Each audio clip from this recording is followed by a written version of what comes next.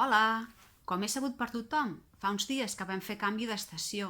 Vam donar la benvinguda a la tardor, un temps en el qual les tardes s'escurcen i ja comença a fer més fresqueta, sobretot al matí i als vespres, i les fulles d'alguns arbres adquireixen aquell color ataronjat i vermellós tan bonic fins que cauen a terra i converteixen els carrers en veritables catifes de fullaraca.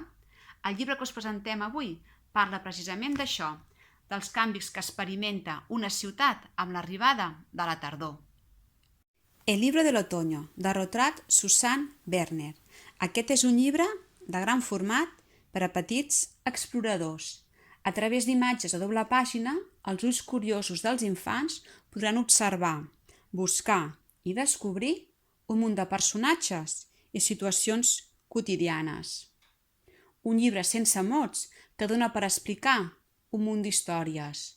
Cada cop que obriu les seves pàgines ja veureu que descobrireu detalls que encara no havíeu vist. És un llibre de llarg recorregut. Els més petits es queden en detalls com, per exemple, aquest gos entremaliat que desfà el munt de fulles que l'escombriaire, amb molta paciència, havia fet. I, en canvi, els més grans van descobrint personatges i veient tot allò que els hi passa al llarg del llibre. Per cert, i si us quedeu amb ganes, que segur que passarà, no patiu, perquè tenim de totes les estacions.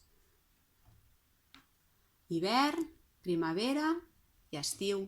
I fins aquí la recomanació d'avui.